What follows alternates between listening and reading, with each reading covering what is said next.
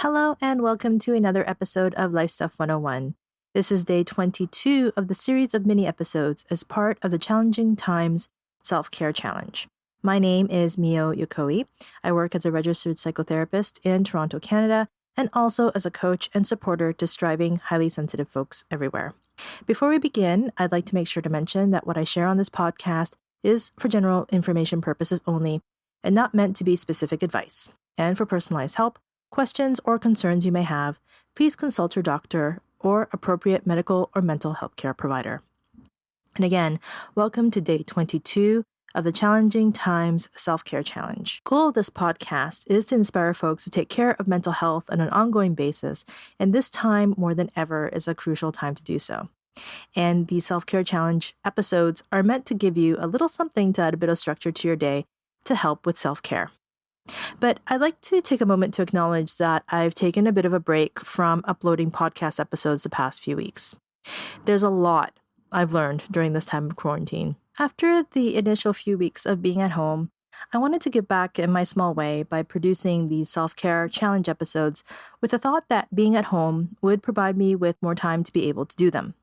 But of course, life does continue in quarantine, albeit in very different ways. After a few more weeks, it became clear to me that my professional work and needs in my personal life needed to be prioritized. And also, while I've been creating these self-care episodes, I wasn't fully walking the talk myself. We're all going through our own thing, but taking care of ourselves now and always, I believe, needs to be a priority, so that we have the fuel to be able to be and give in the ways we'd like.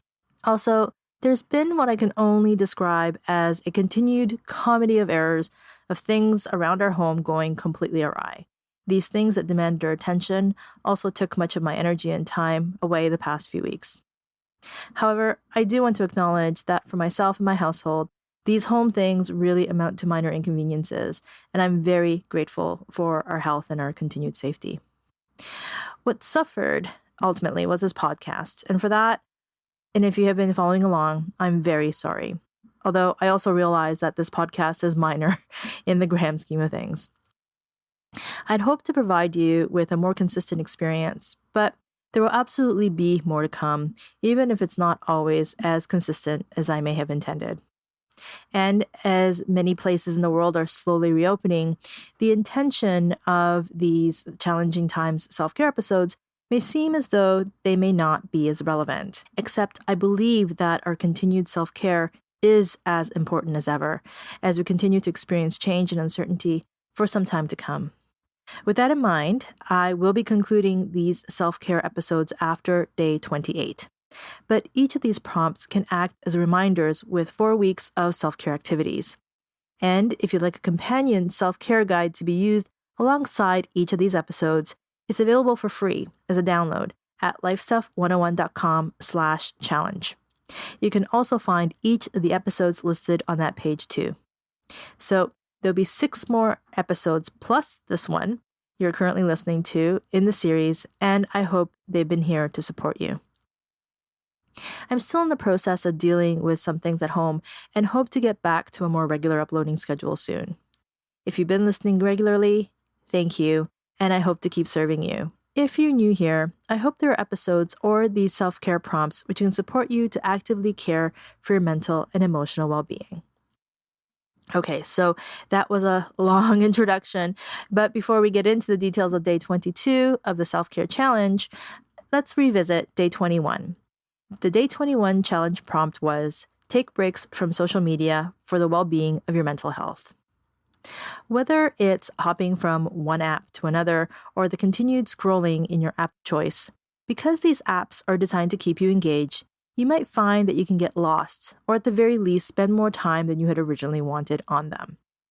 The consistent and continued dopamine hits built into these apps might feel vaguely satisfying, but it might also ultimately leave you feeling all sorts of other things, like guilt for spending too much time, self-conscious after comparing yourself to others, or maybe feeling overwhelmed by the seemingly never-ending news and tragedies.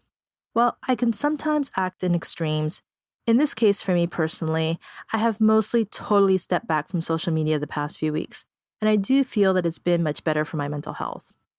When I've had some downtime, it's mostly been watching documentaries of interest and trying to read more. Maybe it's my age, but I'd be more than happy to step back altogether from social media. But because it's my goal to share this podcast with others who are interested in making mental health a priority, it's ultimately something I feel like I need to find a balance in. Anyway, enough about my experience. How about you? How has your relationship been with social media these days? Please reach out and let me know. You can find me on Twitter at LifeStuff101pod, on Instagram at LifeStuff101podcast, or on the website at LifeStuff101.com. Now, let's get into day 22 of the Self-Care Challenge. Engage in a DIY home project. So, to segue from what I had just talked about with things around my home that's required our attention in the past few weeks, I thought I'd share a quick conversation I recently had with Rich, who's the host of the DIY Help Desk podcast. Rich and I spoke a couple of months ago, speaking about our experiences of social distancing and quarantine, with the intention to also talk about DIY projects to do around the home during this time we are spending at home. We finally got around to this conversation a little while ago, and I'll be sharing it with you today. Enjoy. I know that you and I had a conversation very early on. Feels like a million years ago at this point, like about a month ago, about just as I think we were going into physical distancing or quarantining or whatever it is that we're putting it. And then we did talk at the time about what was going on for both of us, but also wanted to get your expertise on maybe some things that we could be doing around the home that could be easy and maybe quick, but also maybe just a good thing to be doing, because maybe many of us are just coming home and living in our homes, but not necessarily thinking about maintenance until something happens. But I think folks like you, who's more versed and experienced and understanding of the things around the home that should maybe have some attention to more on a regular basis or something like that. And I was wondering if there were maybe a few things that you can suggest for folks just at home, something to maybe take care of around the house that would be beneficial for them. Yeah, sure. No problem. So DIY is one of those things, you can get into the real nitty gritty, and sometimes you can fully plan a project and get yourself really sort of lost in that for a long, long time. But actually sometimes that can take a lot of getting set up, and project planning your whole thing is a big issue in itself. But there are simple things that you can do just to keep yourself ticking over and make sure that when you are ready to do a job, that things are there when and when you want them, and you can find them. So one of the things that I've been doing recently is having a good tidy up. It's a fairly straightforward thing, but DIY tools, you pick them up, you use them, you put them down. Sometimes, what have I done with that? What sort of things have I used recently, and where are they? So I tend to try to make a home for something. It can be as simple as taking an ice cream box and putting some screws in it and just putting a label on it so you know where they are. Or it could be more complicated, like creating a backboard or a shadow board for your most used tools, which you can screw to an area in your workshop or in your garage, for example. Something like a simple piece of plywood that you just, a meter square, that you bolt or screw to the wall. And then if you need to put a screw or hang something up, like your most used screwdriver or your wrenches, you literally hang it on the hook, and it's there next time you want it, and you know exactly where it is. That's a really quick way to start organizing yourself, and it's quite versatile, because if you do add more tools to it, so as you build through your DIY repertoire and do more jobs, you can change things around. It doesn't have to stay in the same place. If you're not sure that something wants to be just there, you can unscrew the peg or move it and replace it. And once you done that a lot of times, you can take the board off the wall. You've not damaged the wall itself, and you put a new one up and you can start again. So it's organizing things is quite good, because when you stand back and look at it, you think, oh yeah, actually I can see where things are now. And when you come next time to do a job, you know exactly where something is. So that's something I find and I recommend. I'm going through the process at the moment.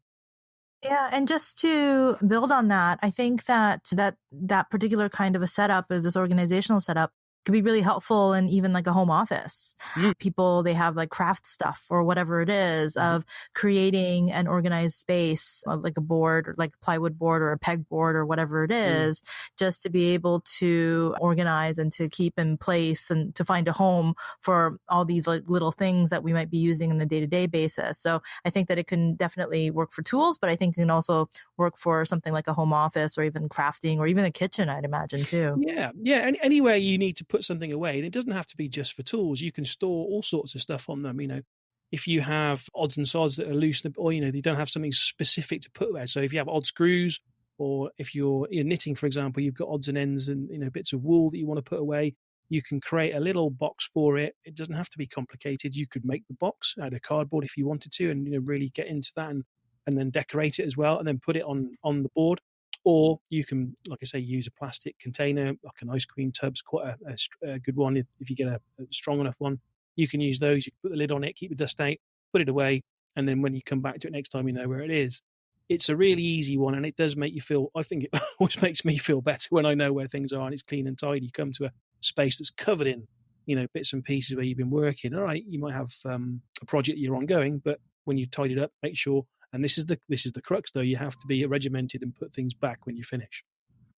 But I think it's so true what you just said about how it feels. Like, first of all, there's a sense of accomplishment in making, when you kind of end up doing that kind of a project or decide on doing that kind of a project and you embark on it. Sometimes it can feel like, oh, there's all these little things that I got to figure out how to have together and organize and all that kind of stuff. But once you sort of get into the role of it and you can, first of all, visualize it, and then to be able to accomplish what you visualize and you get to the end of it, there is like the sense of accomplishment, but also like a sense of like, oh, like some relief to know that like I know where everything is, and I know the next time when I reach for something, it's not going to be something I'm going to be rifling around for. Yeah. I am actually going to know where it's going to be, and I put the work to make sure that it's there. And I think just to your point that what you were saying about being diligent about taking it back or putting it back, that sometimes as long as that system is there, it's almost like you want to put it back. Because it's like you've already put the work into it. Yeah, it becomes more sort of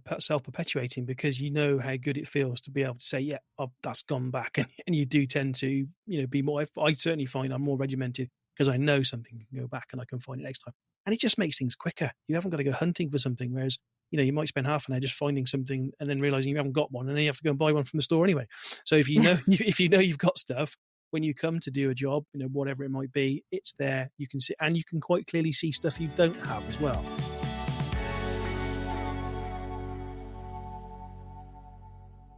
I want to thank Rich very much for our conversation. And Rich's podcast is DIY Help Desk, and you can listen and subscribe wherever you like to listen to your podcasts. I hope you're continuing to take care during this challenging time. Just as a reminder that you can find all the episodes of the Self-Care Challenge as well as the free download companion piece on the website at lifestuff101.com/challenge. So that's day 22 of the Challenging Times Self-Care Challenge. Engage in a DIY home project. Thank you so much for listening and for participating in these challenges. And please stay tuned for day 23 of the Self-Care Challenge.